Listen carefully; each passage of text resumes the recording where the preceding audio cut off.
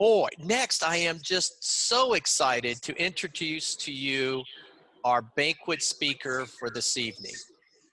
Roy Samuelson from Los Angeles, California, comes to us as a truly experienced audio narrator, having done over 600 movie and television titles, as well as hundreds of voiceovers throughout his illustrious career.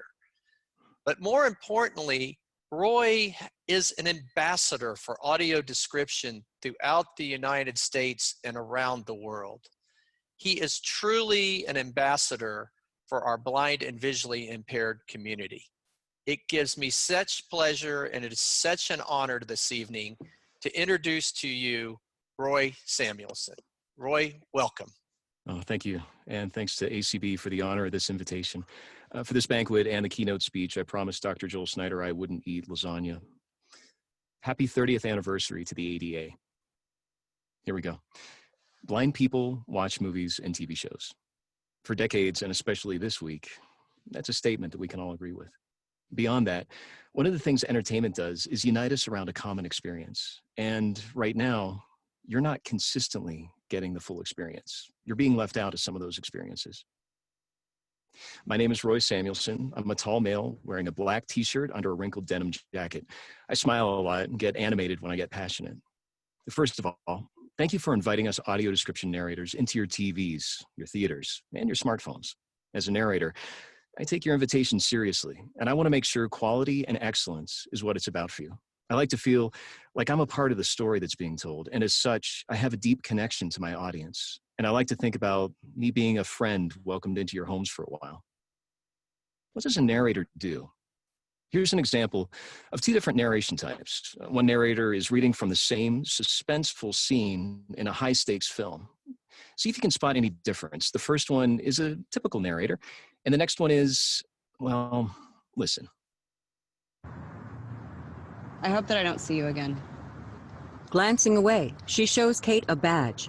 Me too. She smiles, then continues down the sidewalk. Shifting on her feet, Kate presses her lips together. She stares after the woman, then turns away. Her image blurs as she walks in the other direction. Fade to black.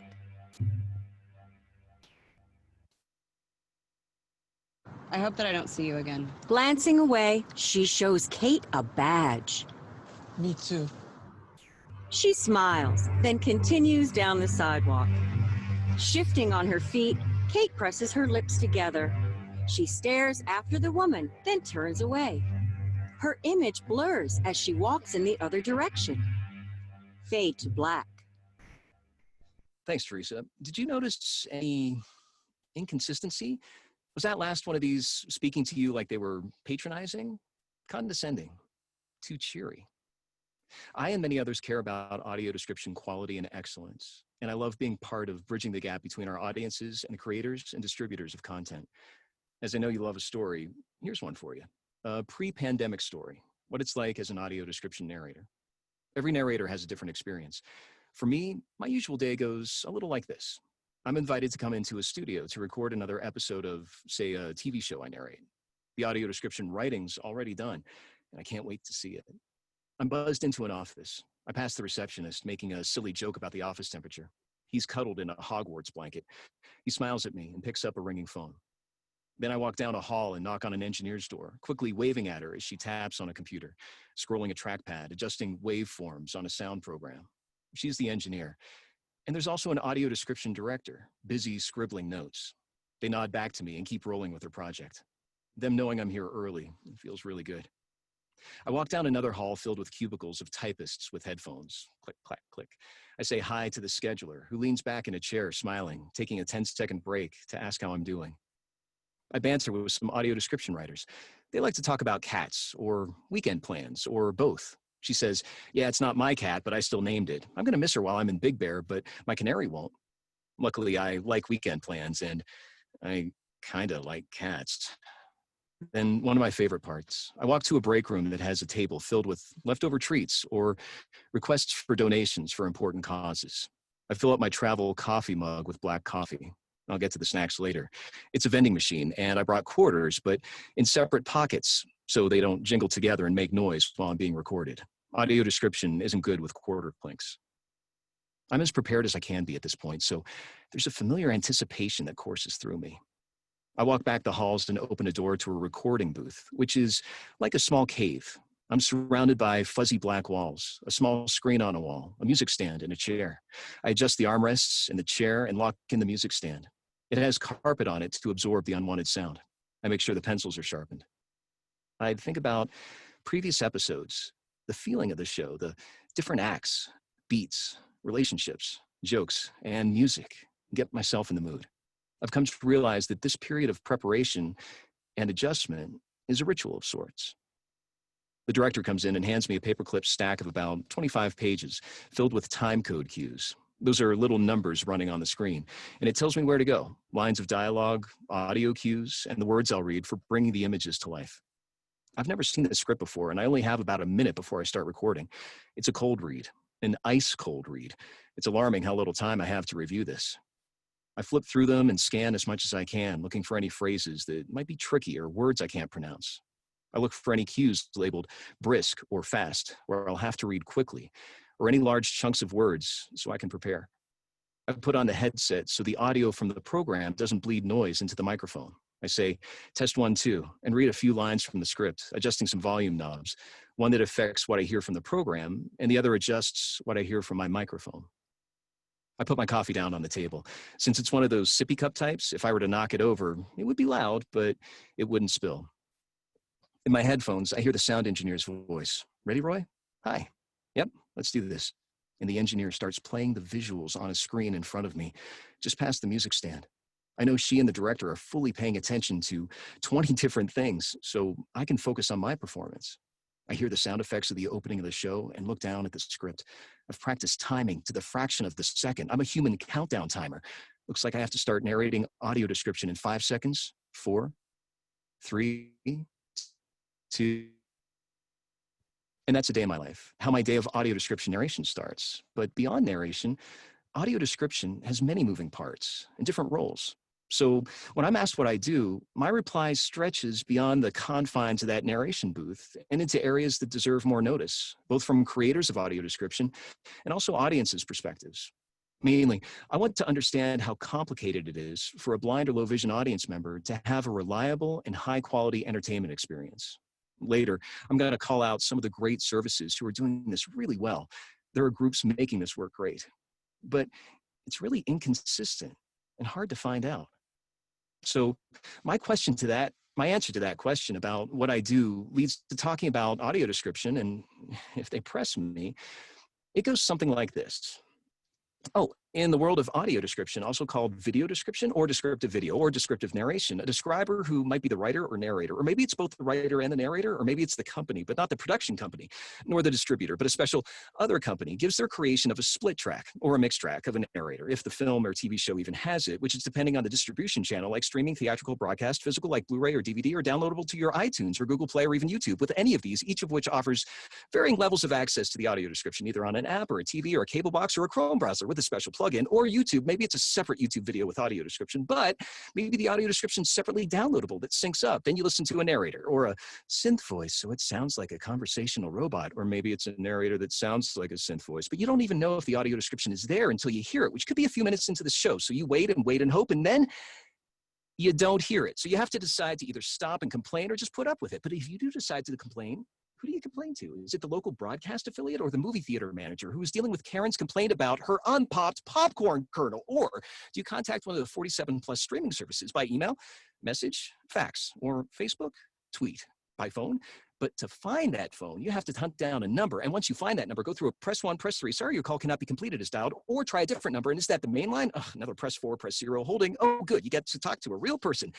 And it goes something like this. You answer their questions. Yes, my speakers are working. No, audio description isn't closed captioning. Sure, I'll hold. Or better go through a accessibility web link, buried so deep it feels like they don't want to talk to you. And even when the audio description is there and it's bad, what does that even mean? Is the writing indicating things the visuals don't have? Does the narrator of a scary, suspenseful movie talk to you like you're a baby toddler? Does a kid's show have an uninterested adult narrating who sounds as tasteless as cereal too long in the milk? Or is it just that aforementioned synth voice like my friend Melody calls a puppet, or even kind of creepy like a horror monster made to describe the lighthearted comedy romance film to you? And who chose that voice and why? Does that voice get in the way of the experience? And do you have to keep fiddling with the volume up and down and down and down and up to try to hear it depending on what's going on in the background? Or maybe the production audio ducks out of the way so you can hear the narrator, but all the other audio disappears out of the way and it's jarring. It takes you out of the story. And does this work that is created for blind people actually include blind people in the process? Maybe. So what do you think of that answer? Okay, anyone else feeling so confused? I'm rubbing my eyebrows. Is all this too chaotic? Hashtag too many inconsistencies. I wanted to hunt down these inconsistencies and find out what was happening, both from the audience's side and the entertainment industry side. A few years ago, I started being interviewed by podcasts and local papers and websites, both in the entertainment industry and with blind audiences. I started posting on social media, talking about the craft and profession of audio description. I had a tough time finding people on social media who even knew what the heck this audio description was. I connected with blind people on Twitter, and they were talking about a whole host of important things beyond audio description. They were talking about their lives in ways that were different than what I had assumed blind people experienced. And something clicked in me. My thoughts about people who were blind or low vision, my thoughts were just uninformed. I used to assume what you want and what you can and can't do. But now I started listening actively, actually listening, beyond my own bias as a sighted person. After listening for a good amount of time, I started to tentatively engage. I asked questions, shared ideas, and sought advice. I learned what people really wanted from audio description. The discoveries directly affected my narration reads. I got better. I learned more. I found more nuance to my readings. And the focus was on the story, not me, the narrator. This got exciting. Connecting with the audience was making all the difference, not only professionally, but also me as a person. Those unconscious biases I had were starting to be replaced with connection. Now, I really wanted to use my voice. I'm a member of the Television Academy, home of the Primetime Emmys, and for the past 5 years, I've served on the Performers Peer Group Executive Committee. As such, I met executive decision makers, directors, producers, some who still have no idea that their own shows have audio description. Early on, I kept it simple. I just said to them, blind people watch movies and TV shows. I told them it's called audio description. And they would lean in, interested. Meaning, my show has audio description? Or how does it work? Or how can I hear my show? And then I started meeting people who actually make decisions about audio description. There are companies that specialize in providing audio description, and I got to know the owners of some of these companies. I developed relationships with their engineers, their writers, even people who work with companies who hire these vendors. Those are usually distributors. I was learning so much. But the landscape across which these companies were dotted was still very much like the Wild West of old. Lots of people were eager to move there, but few were talking about how to establish an orderly and healthy community. I've been fortunate enough to work with and talk with those who really do get it. But newer companies were popping up, offering audio description, and each new company gave you their own take on how it would work. Some understood, some didn't. But even some of those who cared weren't fully aware of what you, the audio description audience, wanted. But in their eagerness to being hired, they started cutting some corners, devoting less time to creating the best audio description. The volume of audio description being produced was growing. More people were populating the Wild West, but there were no guidelines. Wasn't it at least good that it was becoming more available? Even if the quality was lacking, shouldn't our audience be grateful for what they have? What a terrible word in this context. Grateful. In surveys, feedback to the Facebook group, and many email bulletin boards, audiences have said they're worried that if they got better quality, they would actually get less audio description. Oh, spoiler alert, thankfully, you don't have to choose between more or better. You don't have to accept the least. All questions and thoughts I contemplated in my various sound booths and closets. Let's simplify the conversation. Having more audio description comes from an actual legal requirement. The FCC requires that so many hours per week of broadcast television has to have audio description. This mandate is an important and necessary force, but unfortunately, the blind audience is not treated in an equitable fashion beyond that. That force only mandates how much audio description, not how good it is, which means as long as the box is checked, yep, it has it, it'll count. Check.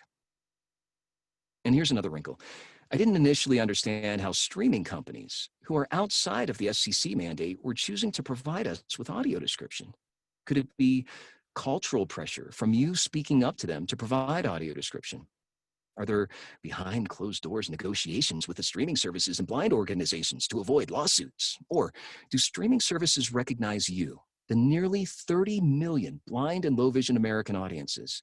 It's 253 million worldwide, by the way. In other words, do they see our audiences as loyal subscribers? Has the scaling of newer streaming companies been driven by more enlightened economic imperatives than the more traditional studios and broadcasters? I prefer to talk about audio description as a professional service, not simply a mandate. Art and creativity are core components of this business. In the world of video game accessibility, there's a nice parallel from lead gameplay designer of The Last of Us 2, Amelia Schatz, in a June 1st, 2020 Verge article. It's not about dumbing down a game or making a game easy. What do our disabled players need in order to play the game in parity with everyone else? There's no guarantee in the quality in the entertainment content itself, by the way.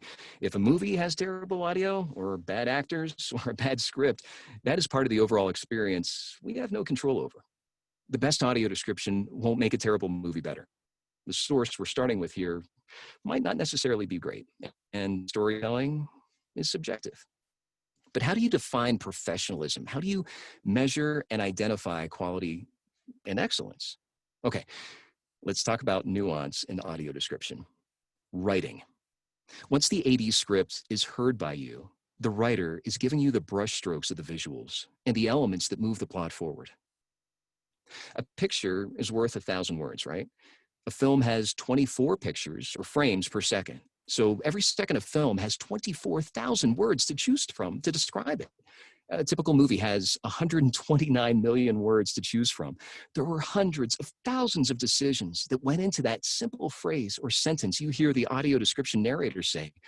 And that phrase was created by the writer. Can you imagine how many decisions have to be made by writers and how those decisions influence your story experience? Here's an example. With only the audio of the narrator of one scene, the first one with quality writing, and the second version, it might not fill out the visuals for you. Indy glances up over his shoulder to see a gigantic, perfectly rounded boulder rolling down from the sloped walls behind him. He takes off running as it barrels after him through the cramped tunnels, obliterating everything in its path. Indy dives out of the temple just a split second ahead of the boulder, which comes crashing to a stop in a cloud of dust. He tumbles to the bottom of a hill, then looks up to find spears and bows and arrows pointed at him from all directions. A band of native warriors sporting loincloths and battle paint has him surrounded. Standing among them with a lifeless expression, the local guide who tried to shoot him pitches forward and face plants on the ground to reveal his back riddled with darts. A figure in a safari outfit steps over the body. Indy looks up and sees a rock rolling in his direction. He is terrified. It's a matter of life or death. The man in the fedora runs to the tunnels, running away from the rock. He jumps out of the tunnel. Then the rock stops. Indy falls down. Now, a view shows several shirtless, dark-haired men around Indy with weapons. A dead guide has darts in his back. Indy's longtime nemesis, a charming French archaeologist named Belloc, faces Indy. Narration, Rondez Green. So those are two examples of writing, and hopefully you could recognize that one did a better job than the other. That's writing. Narration, my favorite. The narrator's goal is to keep the audience focused on the story, not the narrator. It's a form of connection with the audience, suiting the emotional mood of the scene. My job is to ride the emotional wave with the audience so you're immersed in the story. I have to find that sweet spot, find the balance, not too much, not too little. Although I have to share the intention, what I'm saying it for, to share the meaning of the words. Remember earlier when I said I kind of like cats? You could probably tell the way I said it that I kind of don't like cats. As one audience said, the narrator should bring you into the movie, not push you away from it. Remember the example at the top? What do you think immerses you into the movie experience? Is the narration pulling you out of the scene? As a reminder, here's a typical narrator and another one who could be your teacher when you were in second grade. Glancing away, she shows Kate a badge. Glancing away, she shows Kate a badge. That's narration. Direction. Directors of audio description usually know what to look for, including casting and appropriately representing people of color. Beyond casting, they can guide the narration read intensity, making sure the narrator is committed to the story and not phoning it in their performance, which is Hollywood speak, meaning not showing up with your best. Engineering. Think about all that is in a movie. You hear actors' voices, you hear sound effects, and other movie audio. It's all in here. But with audio description, sometimes something happens. You know when you have to keep on turning the volume up and down when listening to a movie with audio description? How the narrator blends in is the job of the sound engineer, so it's not too loud or too soft. They also make sure that the narrator doesn't step on lines of dialogue or have heavy breaths or mouth clicks or sneezes or chair squeaks. The funniest part of this is that when it's done well, you shouldn't notice this work. Here's two more engineering examples. The first one will be harder to hear and muffled, making the background audio duck behind the narrator. And the other, you'll clearly hear the background audio and the narrator. And initiate sequence. A title appears. Vin Diesel, Bloodshot, official trailer. A man's hand turns radio dial. Text appears. Sony, Columbia. Gina. And initiate sequence. A title appears. Vin Diesel, Bloodshot, official trailer. A man's hand turns a radio dial. Text appears. Sony, Columbia. Gina. That's engineering. Finally, quality control. With all these moving parts and specifics, it's possible mistakes might be made, either in what's being described or sound errors or the overall sense of what's happening. A quality control person, especially if you heard the panel this afternoon, preserves the integrity of the audio description. And no surprise, one of the best ways to do that is inclusion of blind professionals. The history of audio description is a service created for you by you. It's been developed and evolved by more blind people helping themselves. This is an essential element, not a token hiring. Blind advisors get things sighted people might overlook, but only a few companies are talking about this, let alone actively seeking it out. So do you like these ideas? The audio description doesn't take you out of the story. It keeps you immersed. It's important to have audio description released at the same time as sighted audiences. Assurances that the audio description track travels with the film or series. I like to call it from cinema to streaming. And a little aside here, the ADNA wish list, a publicly available list of movie or TV titles that ought to have audio description, is already requested by blind audiences. It's already generating results. Decision makers are watching and acting on it. You'd like to know more about who's involved in the audio description credits. And finally, you'd like to know that at least one or several blind professionals were employed during the process at some point. Well, for now, challenges abound. That's clearly not really news to you, but here's some other developments worth noting. Apps like Spectrum Access provide synced access to hundreds of AD tracks on your own smartphone. Spectrum Access doesn't even require creating an account. They've overcome the legal barriers that you used to have to navigate through. Platforms are upping each other's game. Apple TV Plus has all originals with AD, in multiple languages of AD, and in Dolby Atmos sound. Netflix published detailed standards in audio description and also requires that the AD narrator, writer, and vendor be listed in the credits. Amazon Prime Video, as of July 2020, of the 4,200 plus original titles with audio description, which are listed on the Audio Description Project, over 40% are Amazon Prime titles. That's more than 1,800. Disney Plus delivered on launch most all of their older titles, the ones many of us grew up with. Hulu is actively growing their own content and making sure it has audio description. And there's a cultural evolution of inclusion in entertainment. Performers who are disabled are a part of the conversation, and representation behind the camera, directors, writers, and producers too. There's lots to be done here, but the momentum is noticeable. Equity and access is something about which society is becoming increasingly aware.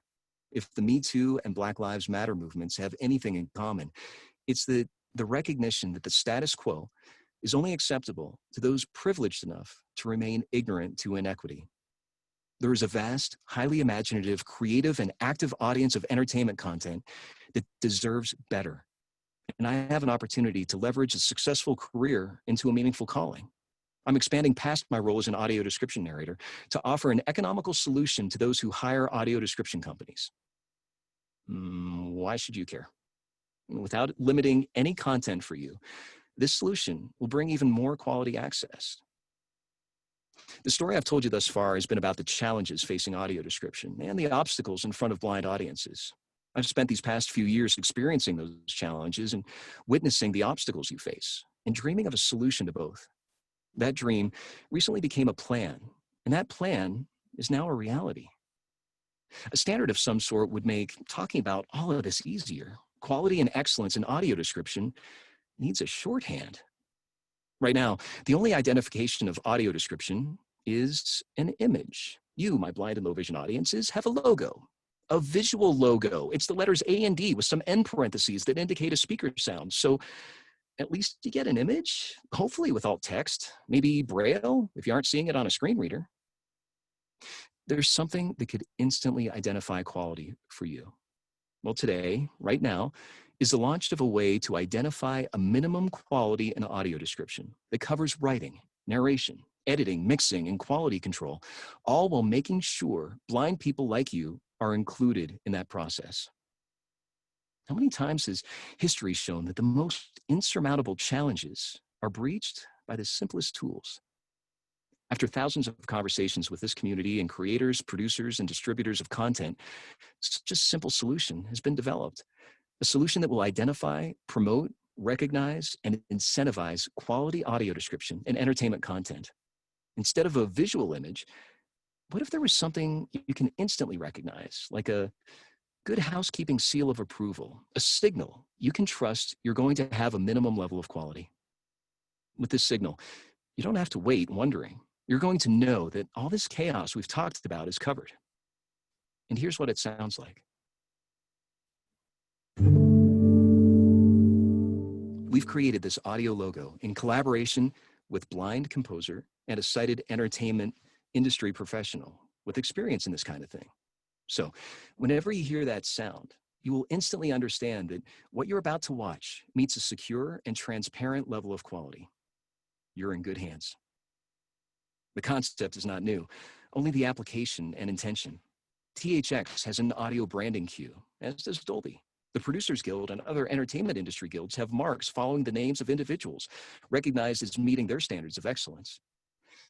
Thankfully, a lot of AD companies already do provide top-tier quality. And if you've attended any of these panels this week, you know they care about bringing you the best. This tone instantly identifies them for you. This tone isn't magic. It's what it means. And this isn't a requirement or a mandate. It's an opportunity to distinguish quality and excellence and remove inconsistencies. It's an indication to you that not only does audio description exist for what you're about to watch, but meets these key points and incentivizes the race to the top. We're calling it Kevin's process for now. My dear friend Kevin was blind since birth. Kevin has been one of my teachers, my mentor, and my anchor. For years, we've talked regularly about the different steps we could take to grow audio description quality and excellence and provide audio description audiences with the entertainment experiences they deserve.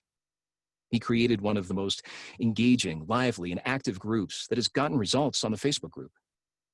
He also had a great awareness. One time he laughingly wondered about one of his dates that excused himself at the restaurant and never came back. He said, "I'm not sure if it's because I was too tall, blind, black, or if he was afraid to be seen on a date with a guy." Kevin was a quiet leader who understood when to speak up. He was an advocate. He personalized his experience for me by sharing his stories and experiences. He passed away recently. It hit me hard. And what a perfect spirit to help us lead the charge. And we in Kevin's process have blind leaders, experts, and entertainment industry pros at each stage. And with this process, we have many ways to expand, like the MPAA rating system. We have varying tones to identify different tiers of qualities so you can get a sense right away of what you can expect to listen to. We are so pleased to share with you that we are setting the marker for the official launch of Kevin's Process on April 25th, 2021. That's a special day in the entertainment industry, the Oscars. Do you like this? By signaling you want this audio logo, a few things will happen. For you, you get to know right away you're in good hands. For the professional writers, narrators, directors, editors, sound engineers, and quality control experts in AD, you get to know that they're able to continue to give you their expertise and care. And they feel like they're acknowledged for their professionalism. For the producers, their creative vision reaches our underserved blind audiences, which gives their project even more exposure. For the distributors, most are already doing this. This audio logo acknowledges that. And because of it, they have even more loyal subscribers like you. Their brand is further elevated and leads to even more content. And it feels good. When I first sat in the audio description narration booth, sharpening those pencils and shuffling the script, I never thought that all these elements of quality audio description could be called into something so simple. Sorry, Wild West. These ideas in the presentation aren't new ideas. I believe audio description is more than a service. It's a partnership and a cooperative. This presentation is facilitated, compiled, and curated from what you've been sharing. And Kevin instilled the passion in me. He didn't let things stop him. He called people together and called people to action. This entire talk lays the groundwork for his process, Kevin's process. I debated whether or not to say this, so here goes. For me as a sighted person, without even trying, I can access high quality entertainment, no question. And with the high quality that I just have as a given, it's awful. It's not consistently there for you yet. You shouldn't have to speak up and demand it. But both quantity and quality will be there for you. It will be a given for you. There's no reason you should get anything less. But for right now, we need you to demand it. We can't let it suck. There are many efforts being made for audio description. As we continue to bridge the gap between our audience and the entertainment industry, speak up for what you want. As you expect and demand it, and companies join this opportunity, these minimum requirements can and will change and evolve based on your demands and even emerging technology. And there are countless others who are extending their own efforts too. We've had conversations with blind organizations who all recognize the importance and are supportive of moving forward with a standard. It's our goal that by next year to have this in place. And to make that happen, we need your help. Too often, it's your voice that isn't heard. As opposed to Hollywood driving this, we're starting with you. So, where do you see yourself in this? Yes, you. You've always said nothing about us without us. So, what should it be called? Do you see yourself as a voiceover narrator to get some training? Can you use your own engineering experience, your hours of TV watching to learn and understand quality control? Will you call your organizations, your representatives, your contacts to ask, no, demand that you want to hear Kevin's process. So when you hear the tone, you know you're in good hands.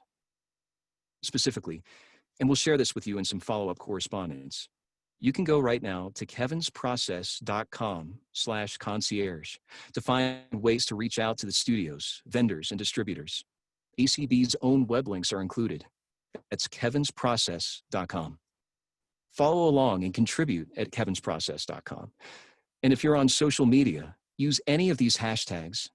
Hashtag blind people watch TV, blind people watch movies, Kevin's process, and of course, audio description. Speak up to your organizations. For example, ACB has multiple committees working on your behalf. Speak up to your leaders, your influencers, and wherever else you want to be heard.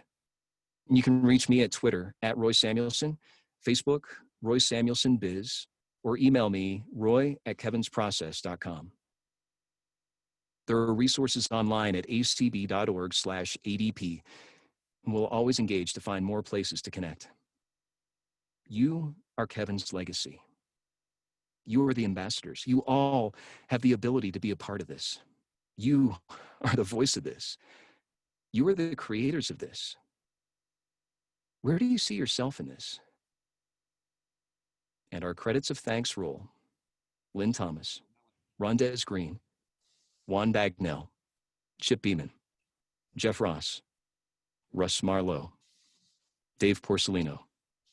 Credits of thanks continue. Bob Bergen, Melody Goodspeed, Ian McDonald, Bill Sarine, Chris Danielson, Mirka Pavlikova, Nicholas DeWolf, Paul Zakarian, Rick Boggs, Brian Williams, Anthony Turk, Nicole Zanzarella, Kevin Thompson, Steph McCoy, Stephen Letness, Claudette Sutherland, Charlton Pettis, Therese McLaughlin, Brett Pezel, Jill Ackles, Martin Frazier, Susan Balboni, Juan Alcazar, Everett Bacon, Dan Spoon, Kim Charlton, Arl Richardson, Mark Riccabano, Thomas Reed, Rick Morin, Dr. Joel Snyder, Jeff Thompson, Kathy Lind Hayes, Justin Scholl, Inger Tudor, Frank Sharp, Serena Gilbert, Fred Brack, Anna Capozera, Brian Fischler, Eric Wickstrom, Margot Tone, Chris Snyder, Satana Howry, Veronica Lewis, Dane Dunham, James Rath, Josh Loya, and especially ACB, the Audio Description Project, NFB, AFB, the Television Academy, narrators, writers, vendors, audiences, and all those who participate and speak out in the discussion of audio description. Credits read by accessibility consultant and voice talent Brandon Cole. Roy Samuelson, thank you. I will say it again. Roy Samuel, thank you. This was an absolutely sensational presentation. And we are fortunate that Roy is willing to stay around for a few more minutes and answer questions. So you guys know the email, questions@acb.org. That's questions@acb.org. Our wonderful questions moderator, Janet Dickelman, is standing by to field those questions. And while you are writing in, and I hope you're writing in fast because we won't want to keep Roy waiting, remember, questions@acb.org. I have a couple of questions of my own for Roy. So Roy, just thank you so much for the presentation. Where do you see audio description in 1 year, in 5 years, and into the future? What are your dreams? Oh, dream world. I love this question, Dan. It's one of my favorites. I think a year from now, that as we've seen in all of these panels about audio description, that there is a sense of quality and excellence that companies are recognizing. And I think it's because of audiences speaking up.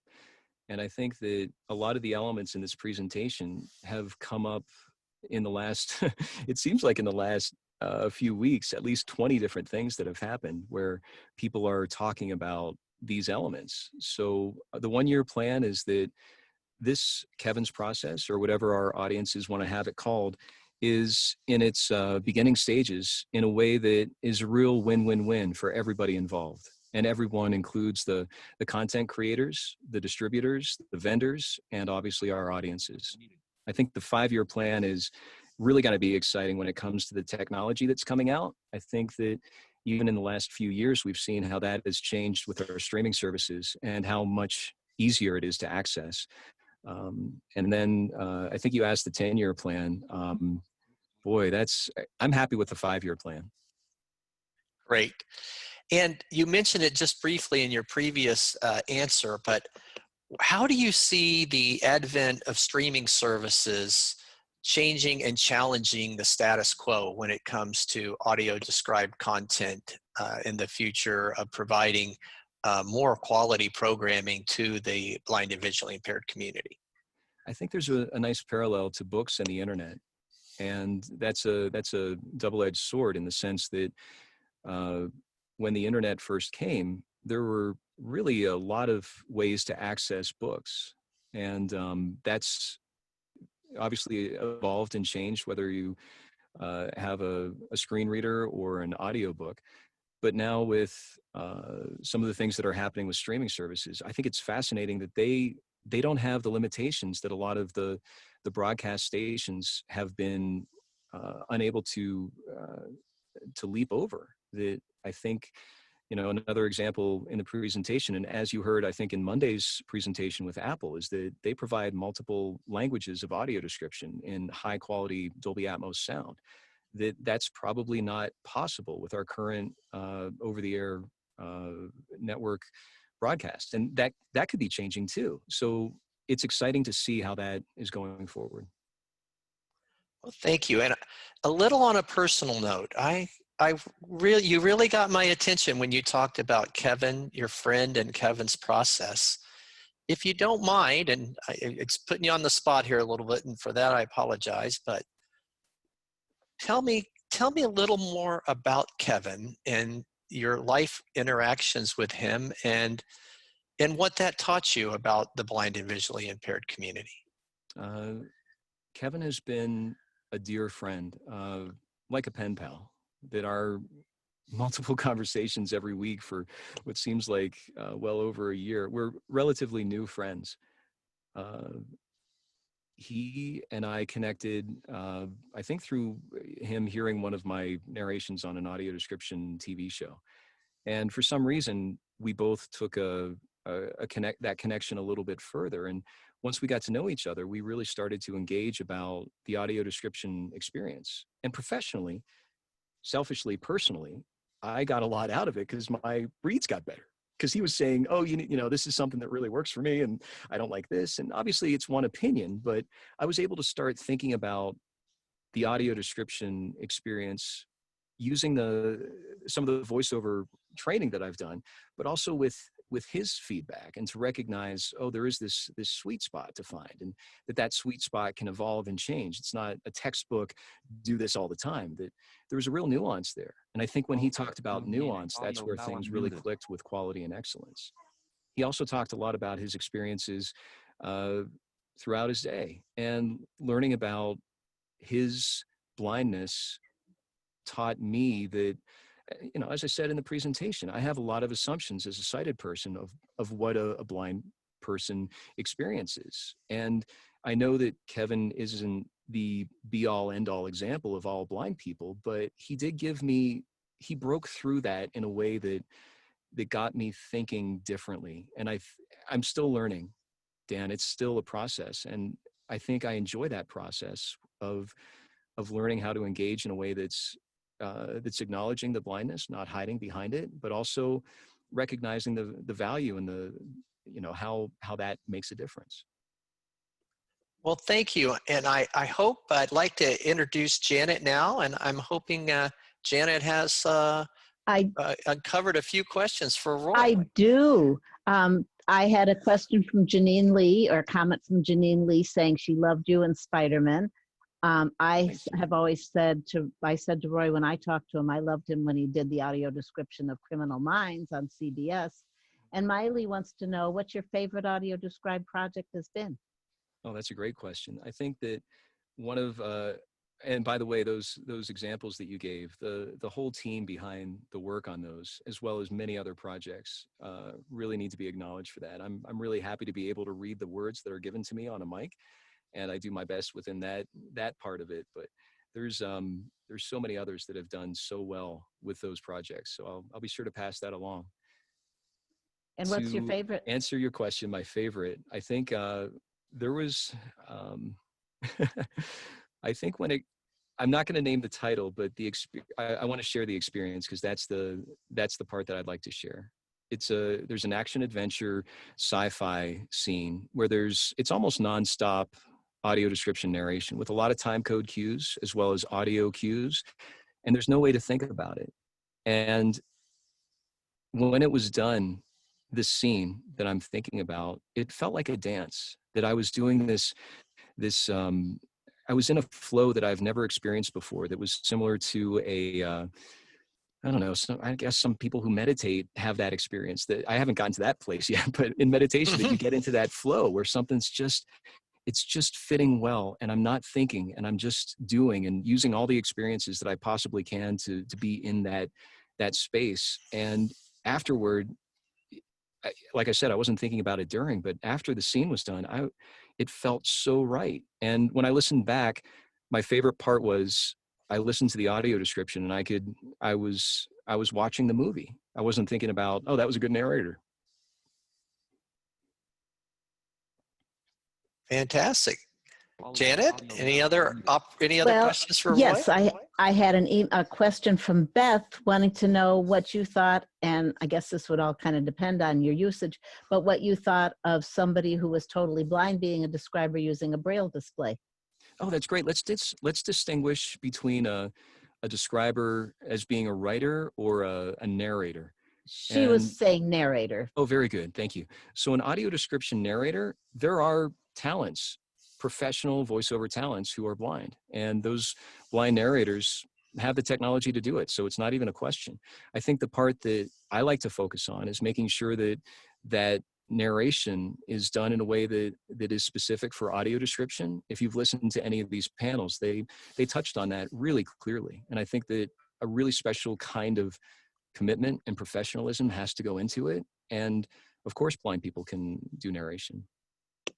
Yes, it was wonderful in your credits. You recognized Satana Howery, who's a wonderful voice narrator, and Chris Snyder, who is a tremendous quality engineer, and Rick Boggs, who owns Audio Eyes, where at least I know Chris and Satana actually work, and they're all blind people. And what amazing quality work they produce. Yeah. And then I had a question, and she wanted to know if there's any special training for people to learn how to be the narrators, any kind of special vocal training. There's I think a real good base of training is definitely getting involved in the writing side. And, you know, obviously there's all sorts of training opportunities. Dr. Joel Snyder has his. There's a book you can read called The Visual Made Verbal. As far as the narration goes, there are opportunities to teach audio description narration, and we'll be happy to include those on the Kevin's process. One of the in that web page, one of them is resources, and we'll be sure to include that there. Thank and you. then And I had someone maybe who asked time you for one more question, Janet. Okay, thank you. I had someone who asked you to repeat your email information, and I will be sending that out to all the lists just so that people know that. And I had a question. Someone wanted to know if you've ever, when you were describing something, got hooked on a series and then went back and watched it for your own enjoyment. That's a great question. I think there's so much great content in television series right now that how can you not? How can I not? Roy, thank you. Thank you. Thank you. Thank you so much for inspiring us, for enlightening us, for challenging us. So we all need to get out there and be the best audio description advocates that we can be. It's been 10 years since the passing of the CVAA. It was cutting edge when it was put into law 10 years ago, but the industry is moving so fast and technology is changing so quickly. Let's all embrace Roy's challenge, go to Kevin's process, listen for that wonderful tone, and together we can make a difference.